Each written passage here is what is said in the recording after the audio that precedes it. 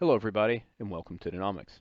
In this video, I'm going to be reviewing how we can estimate our total organic carbon within the Danomics platform. Let's get started. By this point, you should have already created your CPI file. You should have set your key well, and you will have already performed the interpretation ready data portion of the workflow and your clay volume interpretation. So to start on the TOC interpretation, first we want to make sure that we're on our key well. As always, when we're doing a first pass interpretation, we want to start on our key well, and then we'll select TOC Analysis from the module selection menu.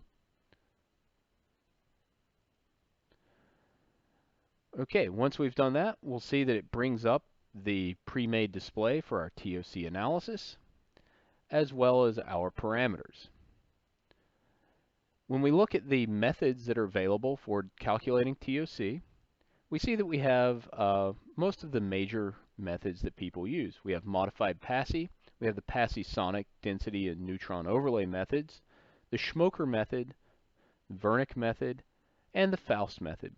We also have this average density-based method, which uses the Schmoker method plus 11 Schmoker-like correlations that are available. So within Danomics, when you're making an interpretation and you select a method, the parameters that are relevant for that method are the ones that are displayed.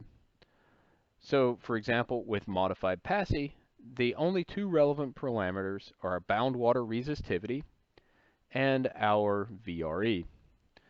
Now, in this area that we're working, it's relatively small, and we know that our VRE is around 0.8. So that's our vitrinite reflectance equivalent value. For our resistivity of bound water, we have a track here that is designed to help you set this.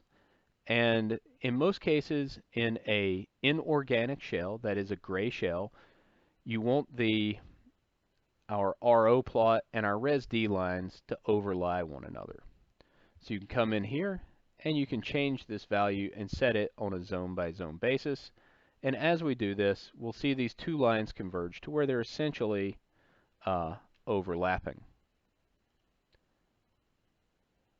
So once I've got this set correctly, we'll see that in the gray shells, it overlies one another, and in the organic shells, we can see that we have crossover, and we're flagging this in red.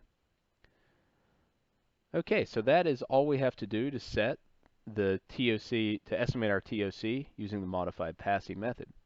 You'll see that if I select another method, like the PASI sonic overlay method, it now shows us the parameters for all of our PASI overlay methods.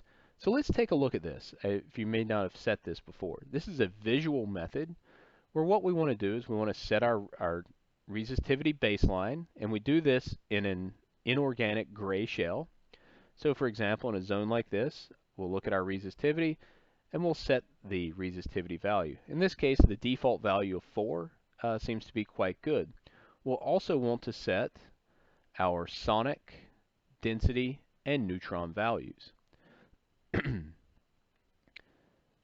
So in this area, a value of around,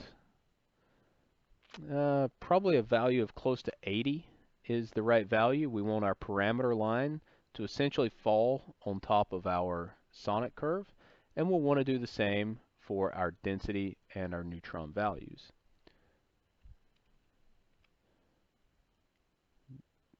So we can make these changes here.